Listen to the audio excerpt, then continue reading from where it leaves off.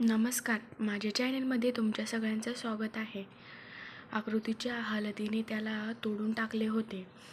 आजपर्यंत शिवाय श्रेयश सोबत फक्त इमोशनली अटॅच होता, पण आकृतीसोबत जरा जास्तच इमोशनली अटॅच झाला होता. आज तो आकृतीची हालत पाहून तुटून गेला होता. श्रेयसच्या मनात आणि डोक्यात एक लढाई चालू होती. तो फार संकटात सापडला होता. तिथे शिवाय आकृतीचा हात पकडून एकटक आकृतीच्या चेहऱ्याकडे पाहत होता. काही वेळाने एक नर्स आतमध्ये आली आणि तिथे शिवायला पाहत बोलले, "हे पहा, तुम्ही बाहेर जा. मला पेशंटला ड्रीप लावायची आहे आणि महत्त्वाच्या टेस्ट पण कराव्या लागतील. तर तुम्ही बाहेर वाट पहा."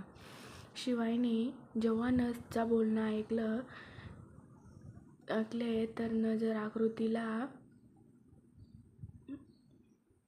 होकार देत बोलतोय, "वहिनीची हालत आता ठीक आहे का?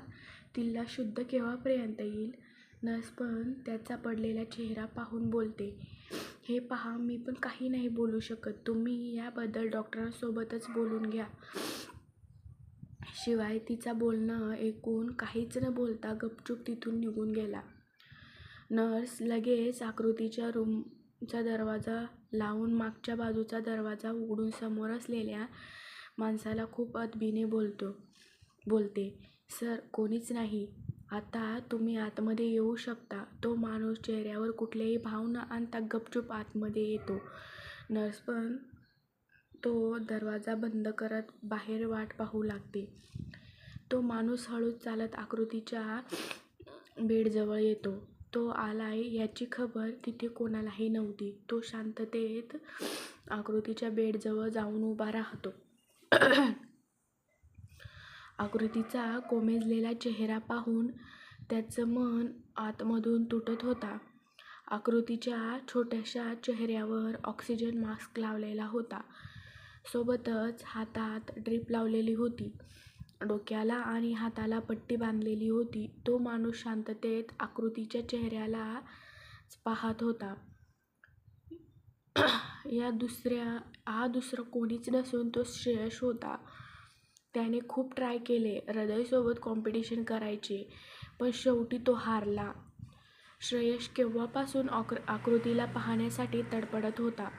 तो आता स्वतःचीच लढत श्रेयश आता थकला होता.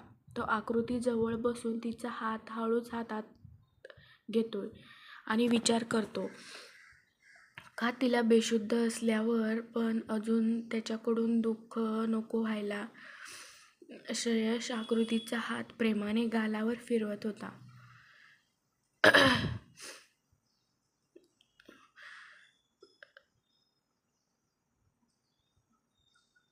त्याच्याकडे आता बोलायला शब्द नव्हते. त्याला आज काहीच बोलायचं नव्हतं. फक्त त्याच्या धडकनची जाणीव आकृतीला करून द्यायची होती, ज्यामुळे आकृती उठेल आणि काही वेळाने एक अश्रू श्रेयसच्या डोळ्यातून आकृतीवर पडतो. हे पाहून श्रेयस चकित होतो. ज्या डोळ्यांनी 25 वर्ष, चक्क 25 वर्ष साथ दिली होती, आज त्यांनी पण साथ सोडली होती. 25 वर्षात श्रेयसचे डोळे विरुद्ध नाही गेले. जे अश्रू कधीच त्याने काढले नव्हते ते आज आकृतीसाठी बाहेर आले होते. श्रेयसने नजर वर करून पाहिले. ते अश्रू आकृतीच्या हातावर पडला होता. तो अजून पण शांततेत आकृतीलाच पाहत होता. त्याला माहीत होतं का आज त्याच्यामुळे आकृती ह्या हालतीत आहे. त्याने तिला दुःख देऊन तोडून टाकले का? आकृतीला आता जिंदगीसोबत लढायचे नाही. पण त्याला माहीत होतं का त्याने जरी ते शब्द आकृतीला बोलला होता, पण ते मनातून नव्हता बोलला. त्याला फक्त स्वतःबद्दल आकृतीच्या मनात नफरत पैदा करायची होती. त्याला नव्हतं वाटत का त्याच्या आयुष्यात आता कोणी सामील व्हावं. पण नाही म्हणत असताना पण आकृती सामील झाली होती. आता आकृती असल्या नसल्याने त्याला फरक पडत होता. आकृतीची खुशबू रूममध्ये असल्यामुळे त्याला सुखात झोप पण येत होती. तिचा तो निरागस चेहरा पाहून श्रेयसची थकान गायब होऊन जायची. श्रेयसने कधीच स्वतःला समजवायचा प्रयत्न केला नव्हता, पण आता त्याचं मन त्याला आकृतीकडे ओढत होता. पण पासने श्रेयसला एवढे कठोर बनवून टाकले होते का नाही वाटत असताना पण तो आकृतीला हाट करायचा. श्रेयस अजून पण तिला शांततेत पाहत होता. श्रेयस आकृतीच्या डोक्यावरून हात फिरवत खाली वाकून च्या जवळ जात बोलतोय, उठ बायको, मी तुला असं नाही बघू शकत, उठ ना प्लीज. एवढं बोलत श्रेयस आकृतीच्या कपाळावर होठ टेकवतो. त्याच्या ह्या किसने आकृतीच्या शरीरात एक करंट पास होतो. श्रेयस तिच्यापासून लांब होऊन तिला पाहतो. तो जसं उठणार तेवढ्यात आकृती तिची बोटांची हालचाल करते. ती हळूहळू डोळे उघडते. श्रेयस जो जाणार होता तो आकृतीची हालचाल पाहून परत तिच्याकडे येतो.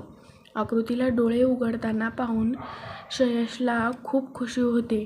तो परत खाली वाकत काहीतरी बोलणार होता, पण तेवढ्यात आकृती परत डोळे बंद करून घेते. हे पाहून श्रेयस तिच्या गालावर मारत उठवत बोलतोय, बायको उठ ना, एक वेळा डोळे उघड प्लीज. एवढं बोलत तो परत आकृतीच्या माथ्यावर किस करतो. तेवढ्यात नर्स येऊन जाते. ते श्रेयसचं बोलणं ऐकून बोलते, सर तुम्हाला आता जायला लागेल, मला डॉक्टरांना इन्फॉर्म करायचं आहे चेकअपसाठी प्लीज सर. नर्स एवढं बोलते का श्रेयस तिच्याकडे रागात पाहत बोलतोय,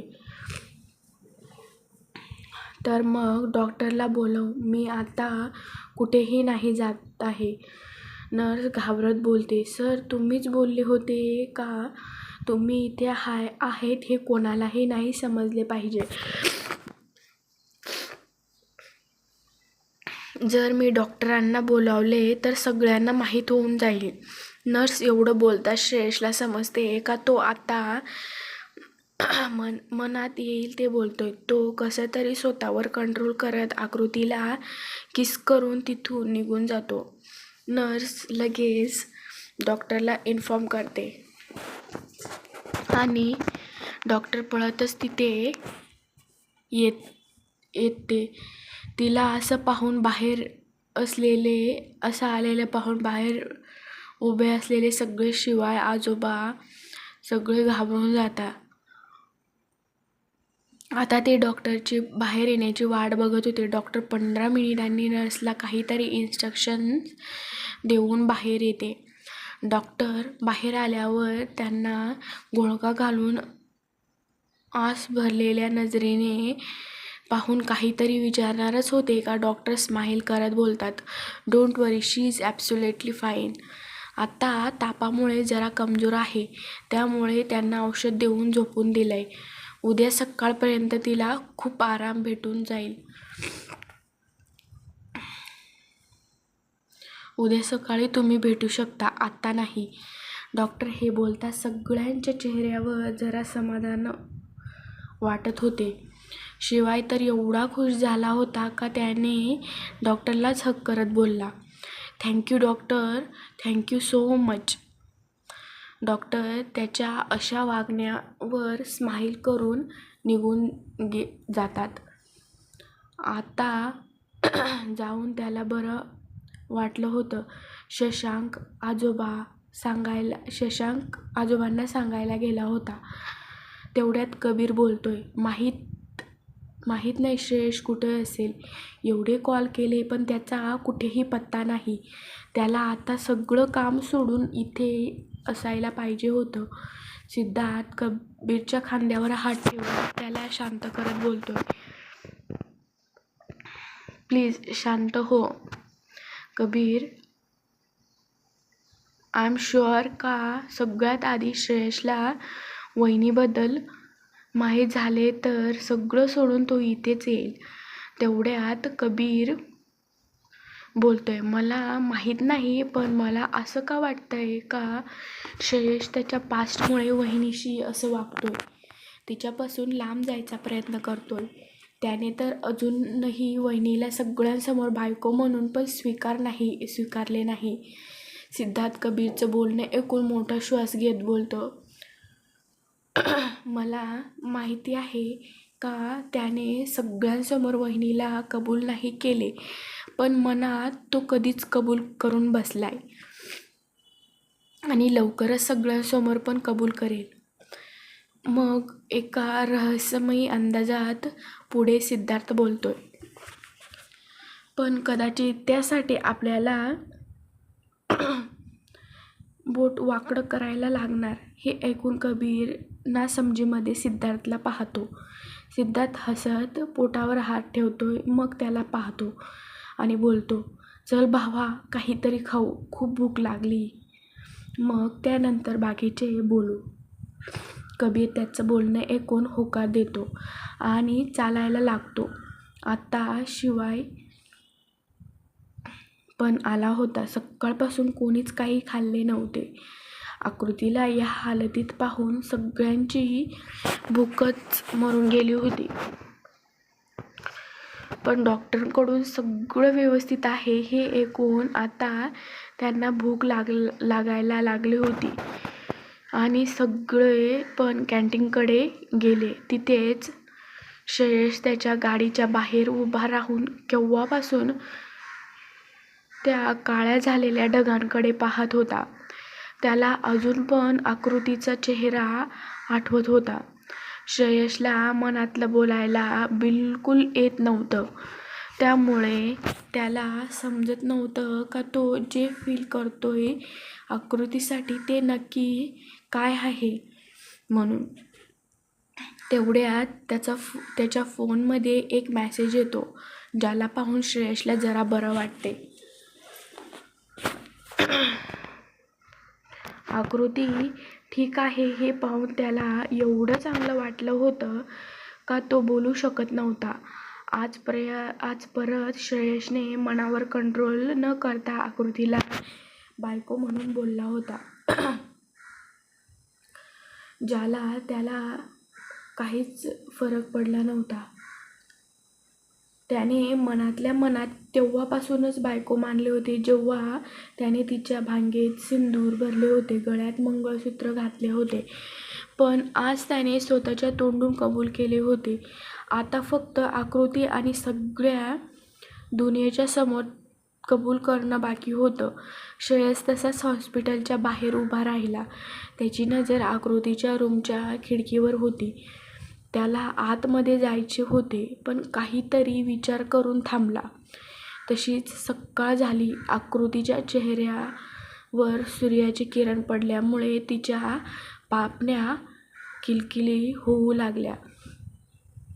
तिने हळूहळू डोळे उघडले. पहिले तर तिला सगळं अंधुक अंधुक दिसत होते, म्हणून ती सारखी डोळे मिचकावत होती.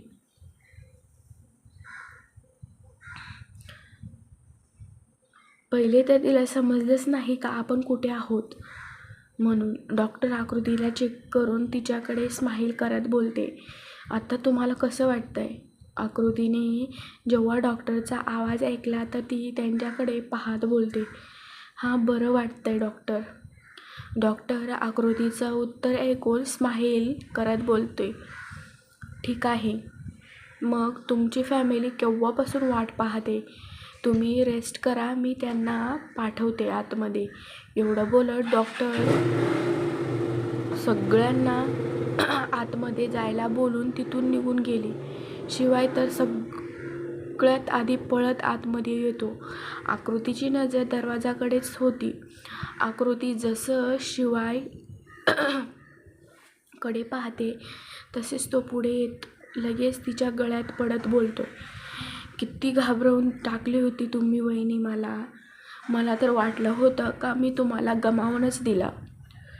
प्लीज परत असं नका करू. मला सोडून नका जाऊ वहिनी. आकृतीने जेव्हा तिच्याबद्दल शिवायकडून एवढं प्रेम पाहिले तर तिने त्याच्या केसातून हात फिरवत शांत करत बोलते, शिवाय मी बिलकुल ठीक आहे. तू बिनकामाचा घाबरला होता.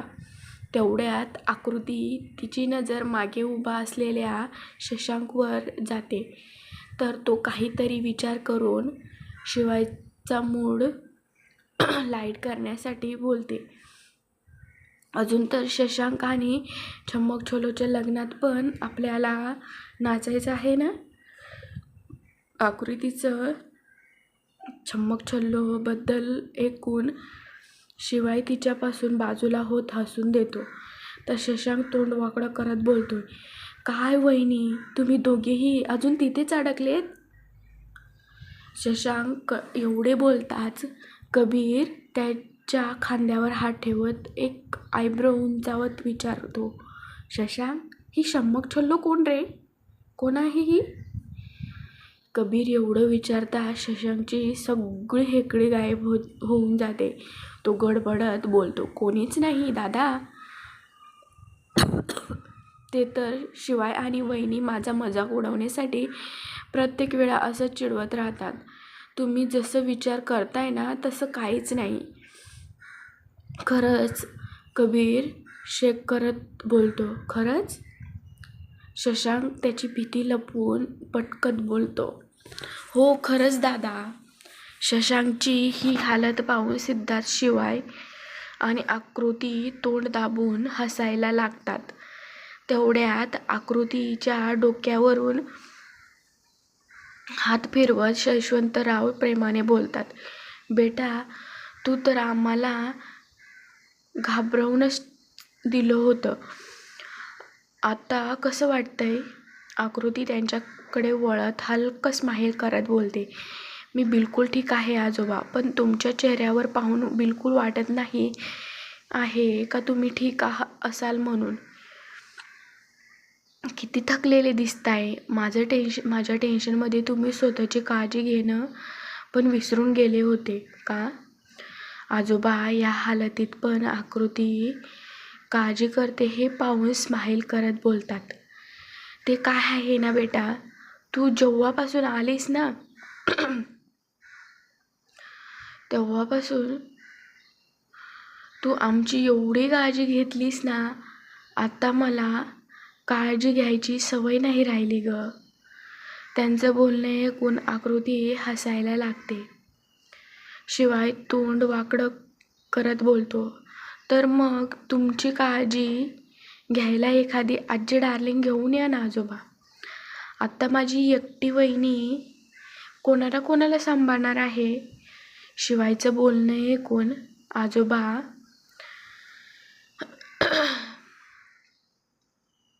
त्याला रागात पाहत बोलले, तुझ्या वहिनीची एवढी काळजी वाटते तर मग तू का नाही आणत तुझ्यासाठी बायको? सगळ्यात जास्त आकृती बेटाला तर तुझी काळजी घ्यायला लागते. हे ऐकून तर शिवायचं तोंडच वाकडं होतं